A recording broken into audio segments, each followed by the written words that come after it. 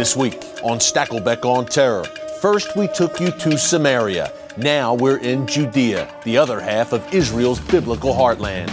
We visit the ancient city of Hebron, burial place of Abraham, Isaac, and Jacob, and Israeli minister Yuli Edelstein joins us to discuss the importance of Judea and Samaria to Israel's heritage and its security. Without our total control here in these areas, I think we wouldn't be able even to run a normal country here. Plus, a media expert joins us to discuss what Mahmoud Abbas really wants with a Palestinian state. From the biblical heartland of Judea, let's go to work.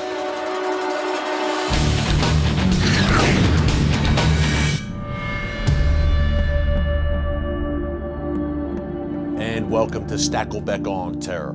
Well, in past episodes, we've showed you Israel's biblical heartland of Samaria. This week, we're in the other half of that heartland, Judea. Now, this is also considered the West Bank by the so-called international community, and they, including the Obama administration, are pressuring Israel to disband these thriving Jewish communities and give the land away to the Palestinians. Now, this is madness on many levels, including from a security perspective, as Israeli Cabinet Minister Yuli Edelstein will tell us a bit later in the show. But from a biblical perspective, Judea is an irreplaceable part of the land and people of Israel. It is the burial place of the patriarchs Abraham, Isaac, and Jacob, and the matriarchs Sarah, Rebekah, and Leah. It was also the city where King David ruled before he moved his kingdom to Jerusalem. Sounds like a pretty Israeli kind of place to me. Still, Hebron is now overwhelmingly Arab, and Hamas even held a march there in late 2012. But the small Jewish population in Hebron remains, despite being a constant target of Palestinian terrorism and world pressure. They are standing strong in the city of their forefathers. I recently spent time with the spokesman of Hebron's Jewish community at the Cave of the Patriarchs, also known as the Cave of Machpelah. Take a look. This is the Cave of the Patriarchs in Hebron. Abraham, Isaac, Jacob, Rebekah, Sarah, Leah, the patriarchs, the matriarchs of the land of Israel, of the Bible, they're all buried here. This is the biblical heartland. This is where King David, before he ruled in Jerusalem, he ruled from Hebron for 7 years, and there's still a thriving Jewish community here. This site, the tomb of the patriarchs and matriarchs, we call this Machpelah in Hebrew, is actually the beginning of the Jewish people here. It's not only the beginning of the Jewish people, it's the roots of all of monotheism. Anybody that believes in one God, this is where Abraham lived, and this is where Abraham and Sarah are buried. This site is considered to be the second holiest site to the Jewish people in all the world, second only to Temple Mount in Jerusalem. And you know, for 700 years, for 7 centuries, we had no access to this site. And one of the reasons that we live in Hebron today is to make sure that anybody and everybody of any religion, any faith, any people should be able to come and visit and identify with this holy site. You know, many times people ask me about the difficulties of life here, the challenges that we have to deal with here. And my first response is always that for 2,000 years we've been faced with challenges. For 2,000 years we were persecuted in the diaspora. Today we're here. And as long as I'm here, whatever challenge I have in front of me, I can deal with, and I can eventually overcome. And I can overcome because, you know, we have a divine spirit with us, okay? God is with us. We know that, otherwise we wouldn't be here. There are many people that don't want us here. We have to deal with the European Union. There are people in the United States. I think the man in the White House thinks that this is a Palestinian city. And we shouldn't be here because we are disturbing the chances for peace in the Middle East. And you want to know something? He's right. But I spell peace differently. I spell peace P-E-A-C-E. They spell peace P-I-E-C, one piece and another piece and another piece, and this is one of the pieces they want, okay? As long as we're here, they won't get that. We face difficulties from anarchists from all around the world. There are leftists in Israel and around the world. There are security threats, there are security problems that we have to deal with here. During the Second Intifada, we were shot at for 2.5 years here. There are still terrorist attacks here. But we're able to overcome them, number one, because we have a lot of faith. We know that we're doing the right thing, and we know that this is our home. You cannot let terrorism determine how you live and where you live. If you know that this is your home, and this is where you're supposed to be, what would be more normal for a Jew to live in the city of Hebron? You know, I once counted the number of Hebrons in North America. I think there's a Hebron, Kentucky, and a Hebron, Nebraska, and Hebron, Pennsylvania. If I wanted to buy a house in Hebron, Pennsylvania, and I was told that I couldn't because I was a Jew, it would make headlines about discrimination. So why can't I buy a house in the first Hebron? You know, but the challenges can all be overcome. We have overcome them, and that's why we're still here today. You know, the structure that's built over the cave of Machpelah was built by Herod the Great and is over 2,000 years old. Just amazing to actually be there.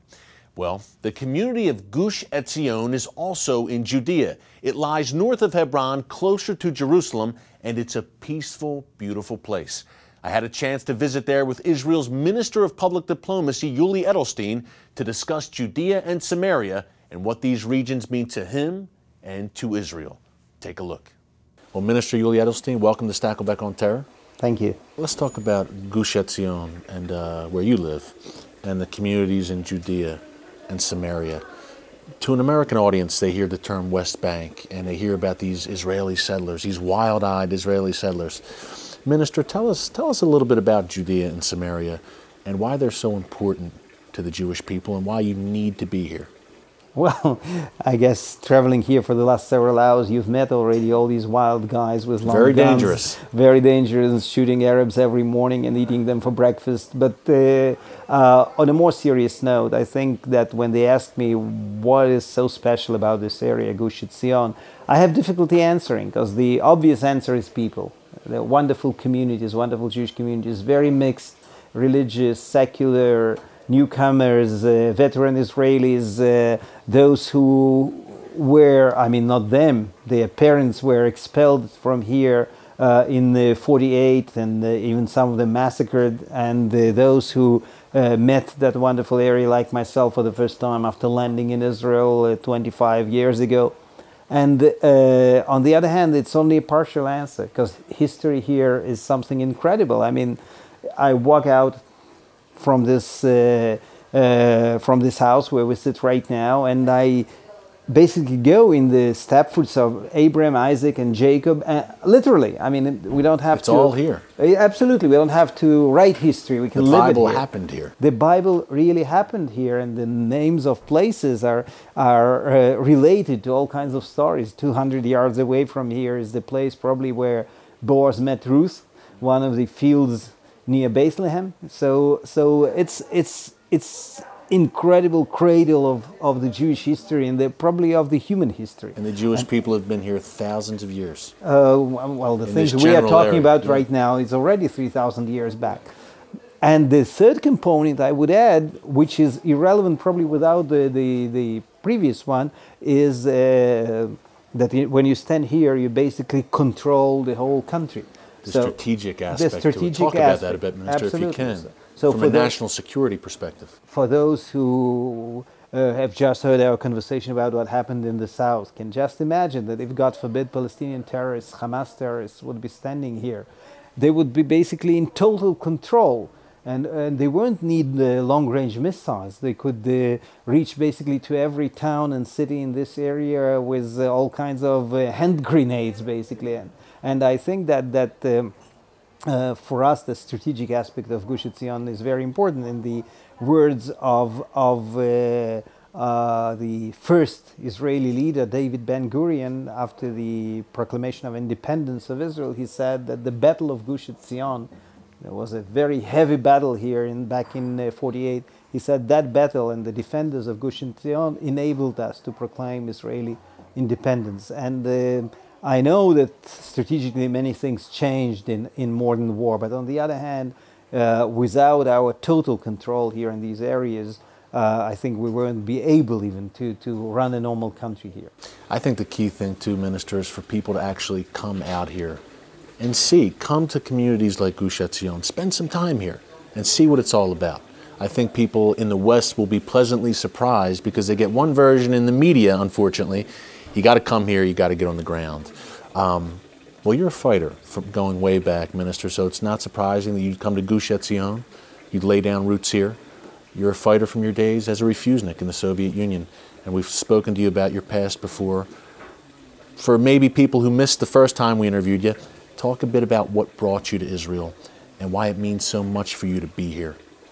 Well, I really come from a very problematic in the Jewish sense of the word background, because I was raised in the Soviet Union and the Khrushchev and Brezhnev era, knowing basically nothing about anything Jewish. You could sell all kinds of stories to me. Sometimes I say that if someone would have explained to me that the Yom Kippur War in '73 was called Yom Kippur War because the chief of staff of the Israeli army was Yom Kippur, I could probably buy it, because we didn't have any ideas about the atheistic Soviet Union. Absolutely. And thank God I was able to find my roots and to learn some Hebrew, to start teaching others Hebrew in the underground in Moscow. Less fortunately, when I was a refusnik, meaning that I applied for an exit visa and my application was denied, I was arrested for all these activities and spent 3 years in the Gulag.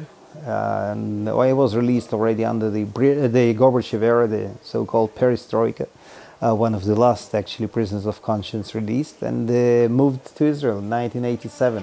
Coming up, more with Minister Yuli Edelstein. Stay tuned.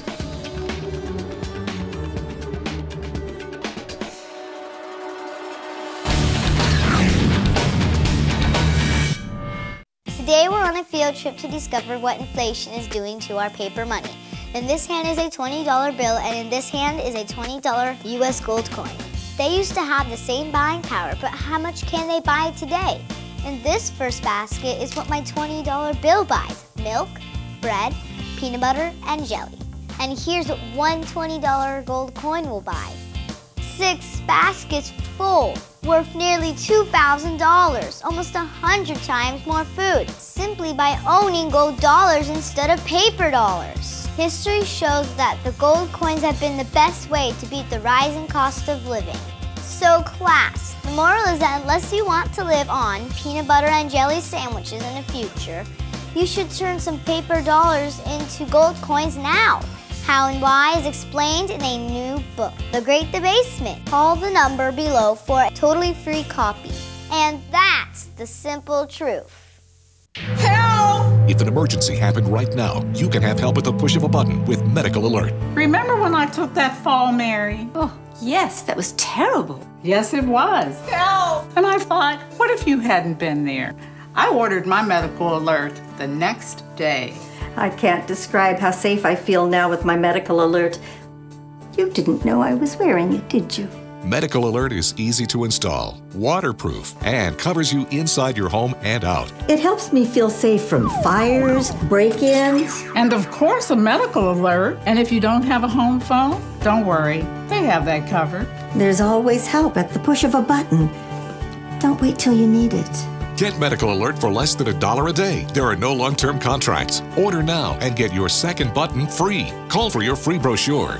For your free Medical Alert system with second button free, call 800-575-8507. It's still very important for me to say to you that I accept you're defining me as a fighter as a compliment, but still, you know, we don't live fighting here. We live enjoying ourselves here. And yes, sometimes during Intifada, we did have to live as part of the reality, Molotov cocktails and stones. But it was for certain periods of time. Normally, we live good, normal life here with good education, with good neighbors. And even I would dare say that the neighboring Arab villages are more looking for cooperation and some income, and not for another round of fights. So I guess when there will be finally some leadership in the Palestinian Authority, they would be able to stop the incitement and rather lead the people towards coexistence and peace. The ball is in their court. It's been in their court for years and years and years. I think that even during the last term, it's so absurd that Prime Minister Netanyahu, the so-called right-wing nationalistic government in Israel, has been saying all the time, please come, please negotiate, let's sit down, let's start negotiating. But the Palestinians have always been demanding the price for the very sitting down around the table, which is really absurd. And I sincerely hope that we'll be able to finally explain to our friends all around the world, I'm not talking about Iran or Saudi Arabia, but to our friends around the world, we'll be able to explain that there are those who are looking for peace. It's not, by the way, I'm not naive. I don't think that the moment we sit down, we shake hands and write comprehensive peace agreements. But on the other hand, I think that we've been looking for ways to peaceful coexistence for years and years. The other side, unfortunately, prefers the path of terrorism that wouldn't lead them anywhere, because Israel is strong. And look, if we're talking about what happened in 65 years since the so-called division plan in the United Nations, look where Israel is and look where the Arab countries are. I think it's the answer to which way is better. What can Americans do to stand with Israel and to support Israel? I think if for a change there would be an attitude of really looking for an alternative, looking for people who are really part of the democratic process, trying to support them, trying to encourage them. Once again, I'm not saying that it's an easy solution. I'm not trying to say that the United States or European Union can bring some kind of marionette to the country and like a puppet on a string rule it there. But there are normal people, there are positive forces. It doesn't necessarily have to be some Salafist party. And I think that if we're talking about this kind of a contribution, it could be very important to the region, because if the bad guys can do it to Israel as a democracy and can turn us into demons and apartheid and fascists and you name it, basically they can do it to every democracy, United States included. I think that it's high time for the world to wake up and say, no, let's call a spade a spade.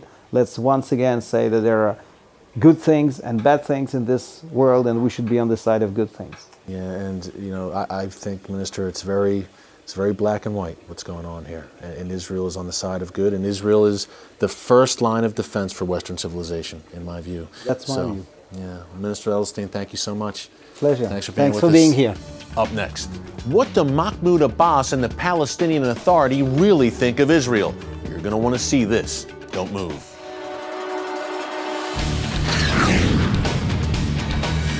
Attention sleep apnea patients. Are you tired of the expense and hassle of getting your CPAP and BiPAP supplies? Are you fed up with dealing with ill-fitting, leaking, or worn-out masks and straps? Are you worried about the effects that unsanitary tubes, cushions, and filters have on your health? If you said yes to any of these questions, Allied Medical Supply Network has the solution to your problems. You could qualify to have your supplies regularly delivered right to your door at little or no cost to you. That's right, no more inconvenience, no worn-out masks and straps, no more unsanitary equipment, just restful sleep. Call Allied Medical Supply Network today to determine if you may qualify to receive your fresh, brand-name supplies at little or no cost. Don't delay. Call us now to see if you are eligible to save money on regular delivery of your CPAP and BiPAP supplies. Call 1-800-815-9947. That's 1-800-815-9947. Or go to cpapsupplyhelpline.com. Announcing an important breakthrough in healthcare that can benefit everyone. If you or anyone you love needs affordable health insurance, regardless of a pre-existing medical condition, call Quick Insurance 123 today and get the immediate relief you deserve. Quick Insurance 123 was created to provide affordable health insurance to all uninsured Americans, with or without pre-existing conditions. This is not a discount card. This is a real insurance program that lets you choose from many affordable health plans, with access to doctors, hospitals, emergency services, and more. So call the number on your screen now and get the health coverage you need just for calling. As a special bonus, we'll send you a free prescription savings card that could save you up to 85% on your prescriptions. That's right, you could save up to 85% on your prescriptions just for calling. Call Quick Insurance 123 to find out how you can get affordable health insurance and receive your free prescription savings card just for calling. Don't wait. Getting a free quote is as easy as 1, 2, 3. Call today.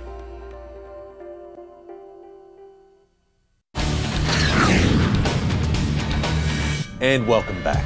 Well, we're told by the U.S. government and Europe that Mahmoud Abbas's Palestinian Authority is Israel's partner for peace. So, are they? If Israel would give land to Abbas and the PA, would the PA be good and tolerant stewards of Judea and Samaria? Would they coexist peacefully with their Jewish neighbors? I recently sat down with Itamar Marcus, director of Palestinian Media Watch and author of the book Deception, for the truth about the moderate Palestinian Authority. Take a look. So we're told that Mahmoud Abbas is the partner for peace for Israel. Tell us in your investigations what your organization has found as of late coming out of official Palestinian media. There is no resemblance between what Mahmoud Abbas is telling people in Washington, what he's telling the media, and what he's really telling his own people. When you talk about Palestinian television, and you're correct, it is completely controlled by the Palestinian Authority. It's run from his office. And you look at the children's programs on Palestinian TV, and you have, for example, a very sweet, long-haired, 11, 12-year-old girl reading a poem on television. And that includes the words, "My enemy is Zion, is Satan with a tail." Now, this is a children's program. Why is that included in the messages to kids? That same program a few weeks later had children sitting around, and again, a young girl, probably 11, 12 years old, is reading a poem. And this time, it's attacking not just Jews, it's attacking Christians as well. Islam, Muslim. We're in this together.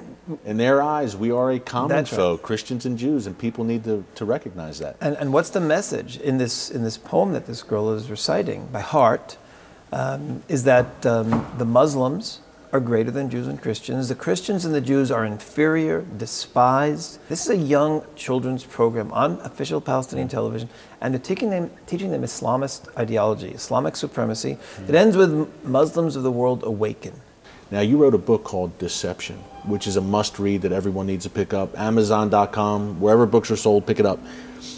And it was such an expose and such an eye-opener about what Abbas is really all about and his true agenda. Tell us a little bit more about this book. They started having peace talks again, Israel and the Palestinian Authority. First there were proximity talks, then there was a month of talks. And we said, let's see if there are any changes in the Palestinian Authority actually during peace talks. So we started following everything in incredible detail. And what we found is that nothing changed. Hatred continued. The deception continued. They were coming to the West, to the United States, and talking peace, and to their own people. You mentioned, for example, recognition. Recognition of Israel was the reason that there is a so-called peace process, was the reason that Israel signed with the PLO years ago. PLO said, we've decided to erase our dream of destroying Israel. We recognize you. And now let's go on to discuss borders. Well, if you listen to the Palestinian internal world, there is no recognition of Israel, and there's no recognition, and absolutely no recognition of Israel's right to exist. There are dozens of songs where Palestinians are singing about not Ramallah and not Jenin. They're singing about Haifa and Yaffo and Jerusalem as well. And this is intentional. These are Palestinian children singing these songs too, being weaned on these songs. Exactly. People over 50, 55% recognize Israel's right to exist. Those are the people who grew up under Israel. The youth, aged 18 to 25, 6.3 recognize Israel's right to exist. All of these songs, all the education, everything Palestinian Media Watch has been warning about all these years has created a generation of Palestinian youth who will never, ever make peace with Israel for long term. Tell us why this Palestinian statehood bid at the UN by Mahmoud Abbas, why is that so dangerous for Israel? The Palestinian Authority, with this statehood bid, is saying now that the borders or the ceasefire lines of 1949 through 1967 are now internationally recognized as a Palestinian state, meaning all of Judea and Samaria, the West Bank, and Jerusalem, including Old City, including the Western Wall, are part of the Palestinian state. The biblical heartland, basically. That's right, the biblical heartland. And therefore, they're going to argue, as they've been arguing all along, that killing anyone, any Israeli, any Jew who might be walking in Jerusalem, and any of the 250,000 Jews who live in Jerusalem, that's expanded since the Six-Day War, you are legitimate targets because you're occupiers. That is why it's dangerous, because they're going to go to the world and they're going to say, we did nothing wrong. These are occupiers and we have a right to liberate our land. Well, we know you're going to be sounding the alarm at Palestinian Media Watch with your book Deception. You're testifying before Congress in the States. Itamar Marcus, keep it up. Thanks so much. You're a true watchman on the wall for Israel and America.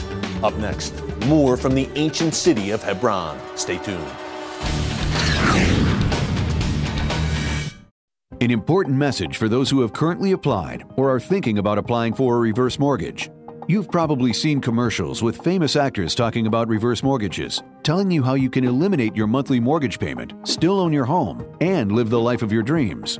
Well, most of that is true, but you need the facts. Call now for our 7 Secrets of Reverse Mortgages. This simple-to-read brochure includes information about possible hidden fees, which program benefits you and not the bank, and how to negotiate better terms. We'll give you facts that are easy to understand. You'll learn about the 5 most misleading claims that some lenders make. For example, that you can't lose your home with a reverse mortgage. The fact is, foreclosure may occur if you live somewhere other than the home for a period of time, or you fail to pay real estate taxes or insurance. You need to call to get the facts. Operators are standing by. Call 1-888-842-6237 or visit our website now. When you're driving along and your cell phone rings, do your eyes instantly go off the road? Then you need to get a grip. Hi, David Jones here with the new GripGo, the most versatile hands-free mount that will instantly grip any phone for safe driving. Just attach the suction cup to your windshield or dash, and GripGo grabs your phone ultra fast. Then it peels right off. And don't worry, there's no sticky residue left behind. The 360-degree pivoting mount allows you to always get the perfect viewing angle. It's even strong enough to grab and hold this expensive smartphone out the window. Yet it comes right off with ease. That's the advantage of GripGo. You can get the amazing GripGo with dashboard mount for only $14.95. We'll send you a second kit free. Just pay separate processing and handling. Get 2 complete GripGo systems for just $14.95. To order GripGo for $14.95 plus processing and handling, call 1-800-709-5259 or order online at getgripgo.com. Welcome back. You know, it was such an honor to walk in Hebron and get to know some of the leaders there. Here's more from the city of the patriarchs from our friend David Wilder. In Israel, there are a lot of walls. The stairs that we have here in the middle are unique. These are stairs that are over 4,000 years old. They led from the valley, going up into the ancient city of Hebron. And these were found as you see them. Nobody put them back together again. Anybody that believes in one God, they started here, okay? And that's where we all have a common denominator. We can shoot off different directions, different times, but this is where we started, all of us, you know? And to say, after 4,000 years, this is where our roots are, and this is where we still are today, and when people say to me, you know, well, maybe you shouldn't be here, so I say, you know, what happens if you take a tree and you cut off the roots? What happens, okay? We know what happens. And that's what we're doing here, and that's why we're here, and that's why we're going to stay here. But this is how we start. We start at the beginning. We start with Abraham, here, caves of Machpelah, Tel Hebron.